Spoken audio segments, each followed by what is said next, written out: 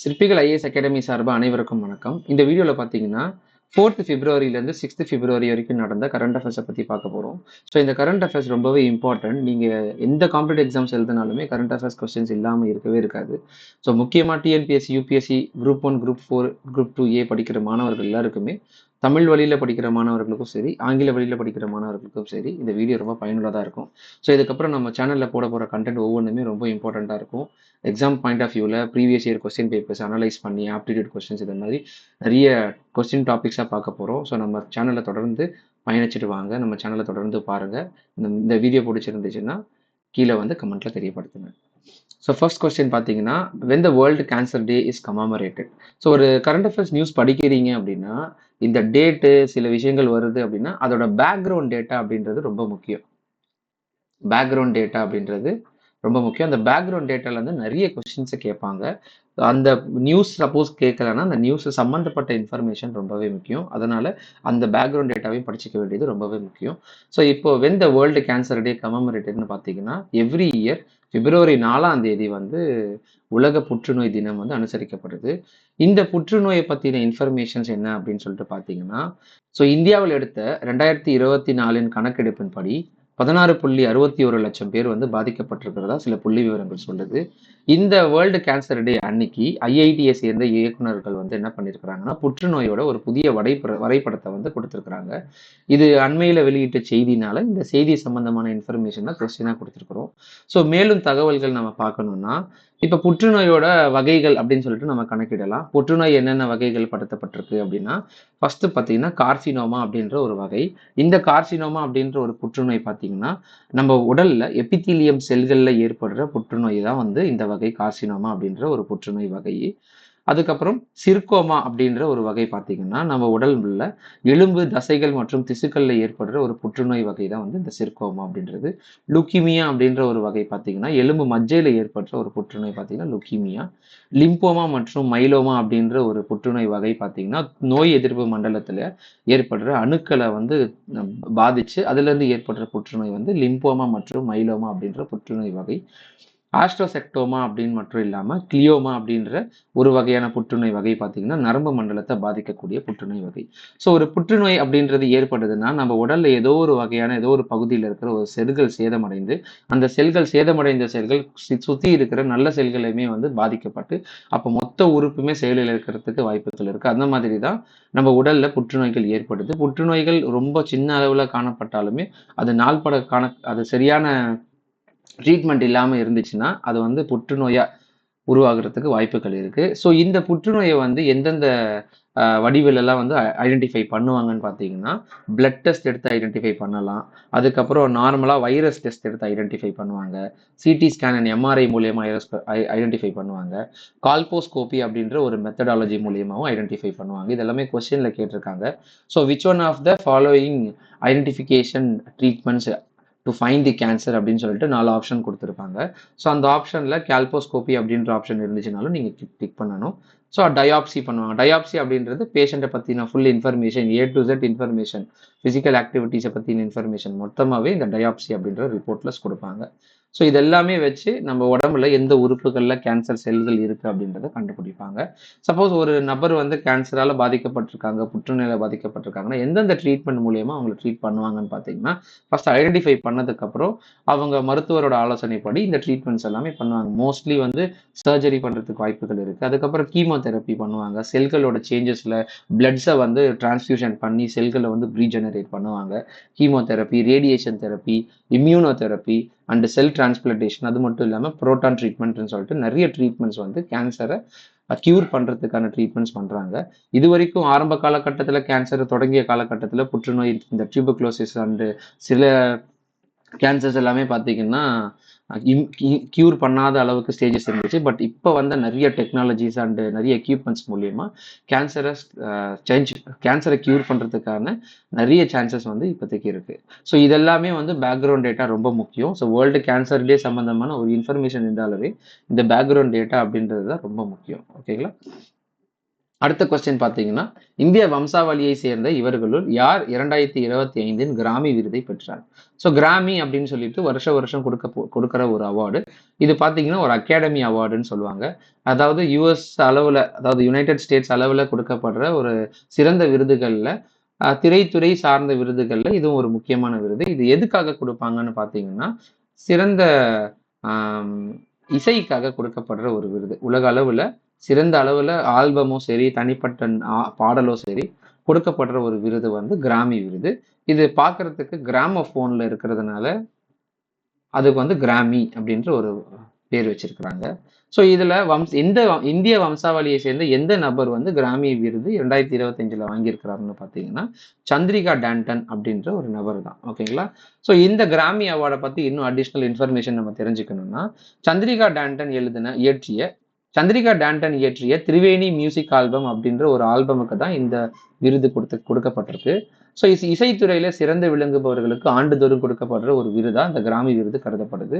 இது நான் ஏற்கனவே சொன்ன மாதிரி கிராமோஃபோன் வடிவில் இருக்கிறதுனால இதுக்கு கிராமி அப்படின்ற ஒரு பேர் சூட்டியிருக்கிறாங்க.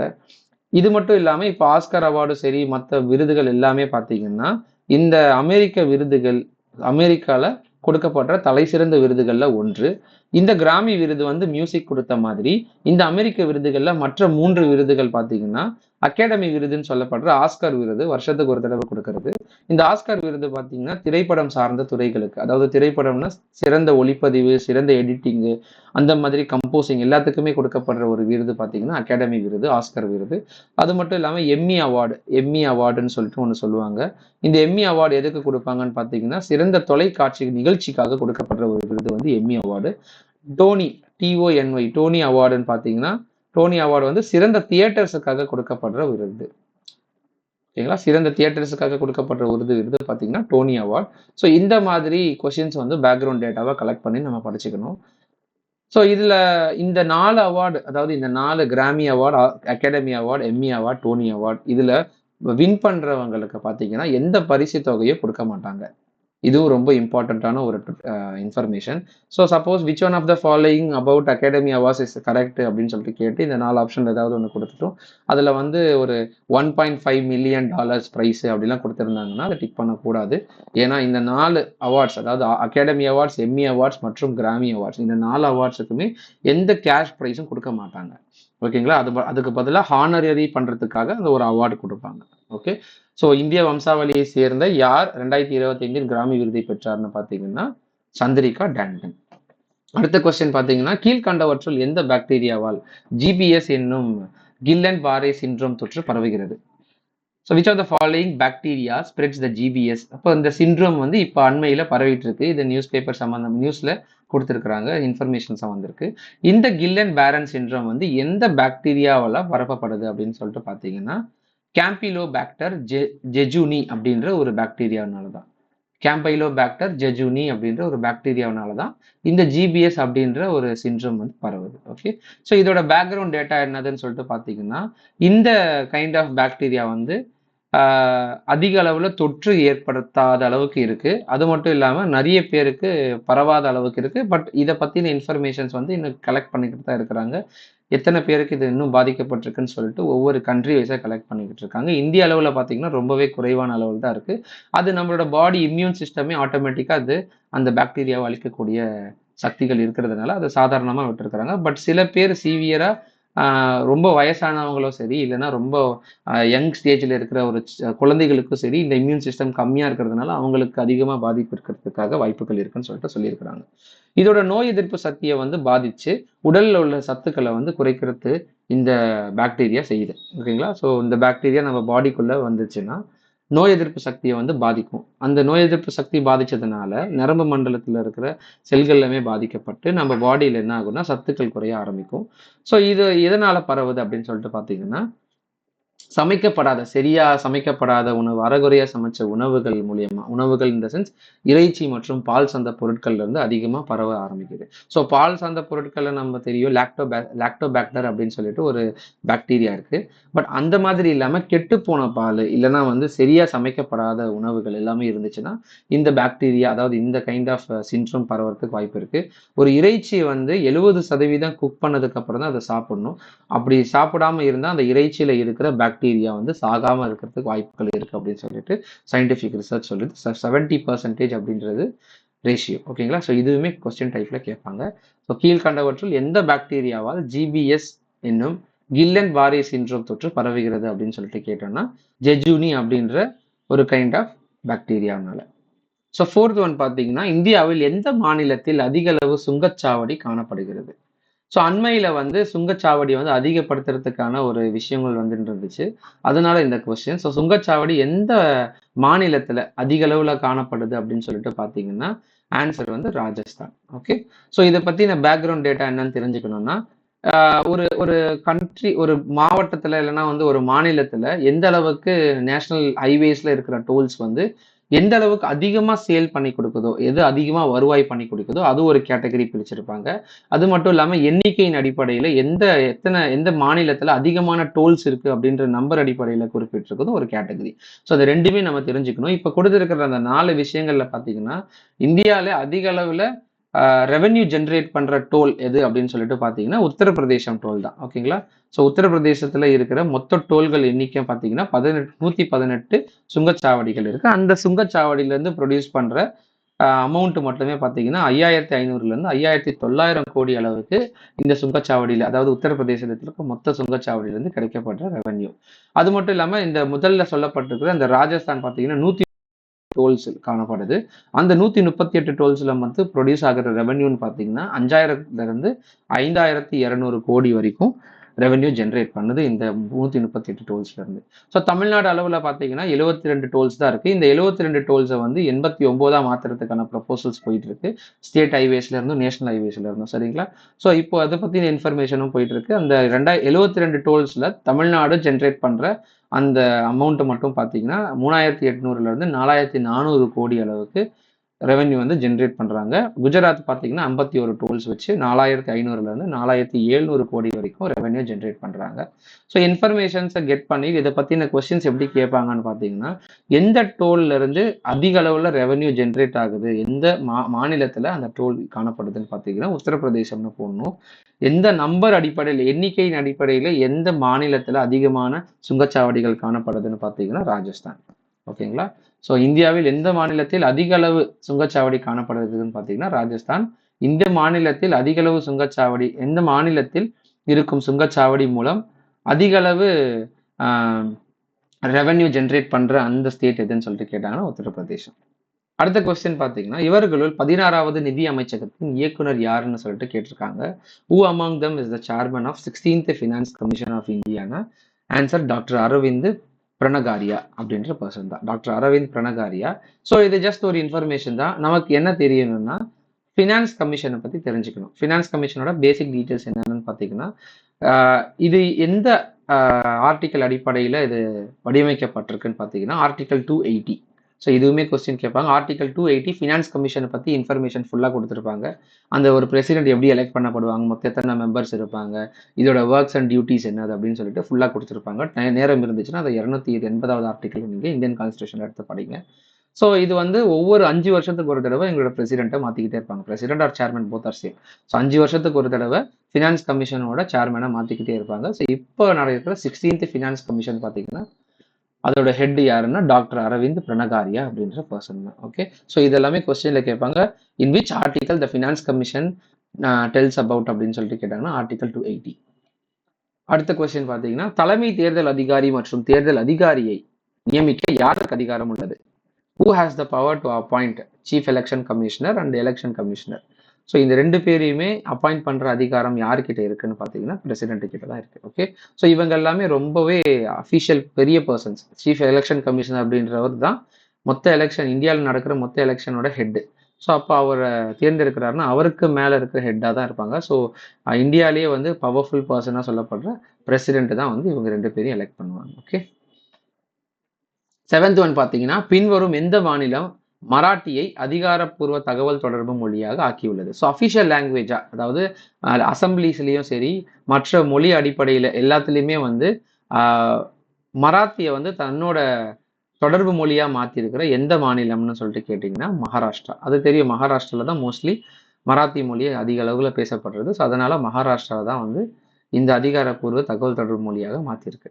ஸோ அதை தாண்டி பேலன்ஸ் இருக்கிற இன்ஃபர்மேஷன்ஸ்னு சொல்லிட்டு பார்த்தீங்கன்னா, தமிழ்நாடு இந்திய அளவில் இந்தி அப்படின்றது எந்த மாநிலங்கள்லாம் வந்து நமக்கு அலுவலக மொழியாக கணக்கிடப்படுதுன்னா, மொத்தமாக 10 மாநிலங்களில் இந்தி வந்து அலுவலக மொழியாக தேர்ந்தெடுக்கப்பட்டிருக்கு. தமிழ் பார்த்தீங்கன்னா ஒரே ஒரு ஸ்டேட் தமிழ்நாட்டில் மட்டும்தான் அலுவல் மொழியாக பயன்படுத்துகிறாங்க.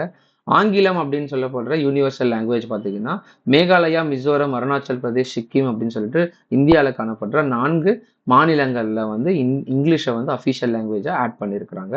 கோங்கனி அப்படின்னு சொல்லப்படுற ஒரு லாங்குவேஜ் வந்து கோவாவில் தான் அதிக அளவில் பேசப்படுது. அதனால கோவாவோட அஃபிஷியல் அந்த கம்யூனிகேஷன் லாங்குவேஜாக கோங்கனியை வந்து பயன்படுத்திக்கிட்டாங்க. அவங்களோட அசம்பிளிஸ் அண்ட் எல்லாத்துலேயுமே பார்த்தீங்கன்னா இந்த கோங்கனி லாங்குவேஜை இன்க்ளூட் பண்ணி தான் பயன்படுத்துவாங்க. So which of the following state has Marathi as their own official communication language அப்படின்னு சொல்லிட்டு பார்த்தீங்கன்னா ஆன்சர் வந்து மகாராஷ்டிரா.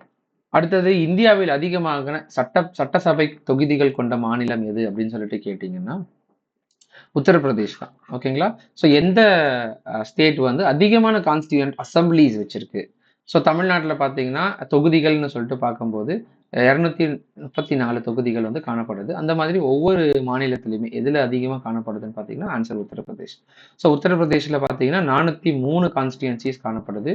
இந்திய அளவில் மாநிலங்கள்லையும் சரி, யூனியன் பிரதேசங்கள்லையுமே சரி, மொத்த அளவில் எந்த மாநிலத்திலையும் யூனியன் பிரதேசத்துலையுமே வந்து கம்மியான அளவு கான்ஸ்டியூண்ட் அசம்பிளிஸ் வச்சிருக்குன்னு சொல்லிட்டு பார்த்தீங்கன்னா பாண்டிச்சேரி மட்டும்தான். மொத்தமாகவே 30 கான்ஸ்டியூன்சிஸ் மட்டும்தான் வந்து இதில் காணப்படுது. அடுத்த கொஸ்டின், ஐக்கிய நாடுகள் சபையின் மனித உரிமை கவுன்சில் தலைமையிடம் எங்கு அமைந்துள்ளதுன்னு பார்த்தீங்கன்னா ஆன்சர் சுவிட்சர்லாந்து. ஸோ யுஎன்ஹெச்ஆர்சி அப்படின்னு சொல்லப்படுற இந்த கவுன்சில் பார்த்தீங்கன்னா எங்க அமைஞ்சிருக்குன்னா சுவிட்சர்லாண்டில் இருக்கு. இதோட பேக்ரவுண்ட் டேட்டா என்னன்னு தெரிஞ்சுக்கணும்னா, மொத்தமாக இந்த மனித உரிமை கவுன்சில்ல 48 மெம்பர் கண்ட்ரிஸ் வந்து பங்கேற்றிருக்காங்க. அண்மையில் அமெரிக்கா வந்து இந்த யுஎன்ஹெச்ஆர்சியில இருந்து விலகிறதா பிரசிடென்ட் டொனால்ட் ட்ரம்ப் வந்து ஒரு அறிக்கை வெளியிட்டிருந்தாரு. அந்த சம்பந்தமா இருக்கிற ஒரு நியூஸ் தான் இது. ஸோ மொத்தமாக 48 மெம்பர் கண்ட்ரிஸ் வந்து இந்த யுஎன்ஹெச்ஆர்சியில் இருக்கிறாங்க. இது ஆரம்ப காலகட்டத்தில் 1947 தொடங்கப்பட்டிருந்தாலும் ஆரம்பத்தில் இது கமிஷனாக தான் தொடங்கிச்சு. அதுக்கப்புறம் 2006 தான் இதை வந்து என்னன்னு பண்ணாங்கன்னா கவுன்சிலாக சேஞ்ச் பண்ணிட்டாங்க. அது மட்டும் இல்லாமல் இந்தியா பார்த்தீங்கன்னா இந்த 48 மெம்பர் கண்ட்ரீஸில் ஒன் ஆஃப் த மெம்பராக காணப்படுது. So India is also in the United Nation Human Rights கவுன்சிலில் இருக்கு. ஓகேங்களா. ஸோ அடுத்த கொஸ்டின் பார்த்தீங்கன்னா, இவற்றுள் எந்த குழு ரெப்போ விகிதம் மற்றும் தலைகீழ் ரெப்போ விகிதத்தை நிர்ணயிக்கிறது? ஸோ நம்ம கேள்விப்பட்டிருப்போம் எக்கனாமிக் பாயிண்ட் ஆஃப் வியூவில், இந்த பேங்கிங் செக்டர் பாயிண்ட் ஆஃப் வியூவில் ஆர்பிஐ பார்த்தீங்கன்னா ஆர்பிஐ வந்து ஒரு கடன் உதவி கொடுக்கும். யாருக்கு? மற்ற பேங்க்ஸுக்கு. ஸோ அந்த பேங்க்ஸுக்கு கொடுக்கப்படுற அந்த கடன் உதவிகள் பார்த்தீங்கன்னா ஒரு சர்டைன் பர்சன்டேஜோட இன்ட்ரெஸ்டோட தான் கொடுக்கும். இப்போ பேங்க்ஸ் வந்து அவங்களுக்கு லோ ஃபண்ட்ஸ் இருக்கும்போது அவங்க என்ன பண்ணுவாங்கன்னா ஆர்பிஐ கிட்ட இருந்து கடன் வாங்குவாங்க. அந்த ஆர்பிஐ திருப்பி கொடுக்கும்போது ஒரு சர்டைன் பர்சன்டேஜ், இப்போ இருக்கிற ரெப்போ ரேட் பார்த்தீங்கன்னா 6.5% சொல்லியிருக்கிறாங்க. ஸோ இந்த ரேட் ஆஃப் இன்ட்ரெஸ்ட்ல தான் பேங்க் வந்து ஆர்பிஐக்கு திருப்பி செலுத்தணும். இதை வந்து ரெப்போ ரேட்டுன்னு சொல்லுவாங்க. அந்த ரேட்டை தான் வந்து ரெப்போ ரேட், அதாவது இந்த ரேஷியோவை தான் ரெப்போ ரேட்டுன்னு சொல்லுவாங்க. இதுவே ஆர்பிஐக்கு வந்து பேங்க்ஸ் வந்து சில நேரங்களில் அமௌண்ட்டை வந்து லோனாக கொடுக்கும். ஸோ அந்த மாதிரி கொடுக்கும்போது ஒரு சர்டைன் அமௌண்ட் வந்து ஆர்பிஐ ஃபிக்ஸ் பண்ணியிருக்கும். அந்த ஃபிக்ஸ் பண்ணுற அமௌண்ட் வந்து வேரி ஆகும் ஒவ்வொரு இயரும், இல்லைனா வந்து ஒவ்வொரு மந்த்தும். ஸோ அந்த வகையில் பார்க்கும்போது இந்த பேங்க்லேருந்து கொடுக்கப்படுற அமௌண்ட் ஆர்பிஐக்கு கொடுக்கப்படுற இன்ட்ரெஸ்ட் தான் வந்து ரிவர்ஸ் ரெப்போ ரேட்னு சொல்லிட்டு கணக்கிடுவாங்க. ஓகே. ஸோ இதுதான் வந்து ரெப்போ ரேட்டுக்கும் ரிவர்ஸ் ரெப்போ ரேட்டுக்கும் இருக்கிற டிஃப்ரென்சஸ். இந்த டிஃப்ரென்சஸ், இந்த ரேஷியோ அப்படின்றது எந்த குழு நிர்ணயிக்குதுன்னு சொல்லிட்டு பார்த்தீங்கன்னா monetary policy commission, monetary policy committee அப்படின்ற ஒரு கமிட்டி தான் வந்து இந்த repo rate and reverse repo ரேட்டை வந்து டிட்டர்மைன் பண்ணுறாங்க. ஓகே. அடுத்த கொஸ்டின் பார்த்தீங்கன்னா, இந்தியாவிலே முதன்முறையாக வெள்ளைப்புலி வளர்ப்பு மையம் எங்கு அமைந்துள்ளதுன்னு சொல்லிட்டு கேட்டிருக்காங்க. ஸோ இதோட ஆன்சர் பார்த்தீங்கன்னா மத்திய பிரதேசம். மத்திய பிரதேசத்தில் எங்குன்னா ரேவா மாவட்டம் கோவிந்த்கர் அப்படின்ற பகுதியில் இந்த டைகர் ப்ரீடிங் சென்டர் வந்து லொக்கேட் பண்ணியிருக்கிறாங்க. ஓகே. அடுத்த கொஸ்டின் பார்த்தீங்கன்னா 108 ஆம்புலன்ஸ் சேவை திட்டம் எந்த ஆண்டு தொடங்கப்பட்டதுன்னு சொல்லிட்டு பார்த்தீங்கன்னா ஆன்சர் 2008. ஓகேங்களா? ஸோ 108 ஆம்புலன்ஸ் சேவை திட்டம் வந்து எந்த ஆண்டு தொடங்கப்பட்டது? 2008. இது வரைக்குமே பார்த்தீங்கன்னா 1353 108 ஆம்புலன்ஸ் சேவைகள் இருக்குது அப்படின்னு சொல்லிட்டு தமிழ்நாடு கவர்மெண்ட் அஃபிஷியல் அனௌன்ஸ்மெண்ட் பண்ணியிருக்கிறாங்க. 149 ஆம்புலன்ஸ்கள் இப்போ இந்த இயர், அதாவது 2025ல அந்த 108 ஆம்புலன்ஸ் சேவை ஸ்கீம்ல வந்து ஆட் பண்ணியிருக்கிறாங்க. ஸோ 149 ஆம்புலன்ஸ்கள் வந்து இதில் ஆட் பண்ணியிருக்கிறாங்க. இதோட தொடங்கப்பட்ட ஆண்டுன்னு சொல்லிட்டு பார்த்தீங்கன்னா 2008. அடுத்த கேள்வி பார்த்தீங்கன்னா, எந்த இடத்தில் நடந்த அகழாய்வில் எலும்பு முனை கருவி கண்டெடுக்கப்பட்டது? So which site was the bone tip tool found in excavation? ரீசெண்டாக தமிழ்நாட்டில் எக்ஸ்கவேஷன் பண்ணியிருக்கிறாங்க. அதில் போன் டிப் டூல், அதாவது எலும்பு முனை கருவி வந்து கண்டுபிடிக்கப்பட்டிருக்கு. அது எந்த இடம்னு சொல்லிட்டு பார்த்தீங்கன்னா பொற்பனை கோட்டை அப்படின்ற பகுதி. இந்த பொற்பனை கோட்டை எங்க காணப்படுதுன்னா புதுக்கோட்டை மாவட்டத்துல காணப்படுது. ஓகே, ஸோ கொஸ்டின் வந்து எந்த அகழாய்வில் எலும்பு முனை கருவி அண்மையில் கண்டுபிடிக்கப்பட்ட பகுதி எதுன்னு சொல்லிட்டு கேட்பாங்க. பொற்பனை கோட்டை, அப்படி இல்லைன்னா மாவட்டம் கொடுத்துருவாங்க, புதுக்கோட்டை மாவட்டம். ஓகேங்களா? ஸோ இதை பற்றின இன்ஃபர்மேஷன் மொத்தமாகவே பிடிஎஃப் நான் கீழே லிங்காக கொடுத்துருக்குறேன். ஸோ அந்த லிங்கை கிளிக் பண்ணி நீங்கள் வந்து ரீட் பண்ணிக்கோங்க. இந்த வீடியோ பிடிச்சிருந்துச்சுன்னா நீங்கள் கமெண்ட்ல தெரியப்படுத்துங்க. வேற ஏதாவது உங்களுக்கு தகவல்கள் வேணும்னாலும் நீங்கள் கமெண்ட்ல தெரியப்படுத்துங்க. We will answer you. See you soon in the next class.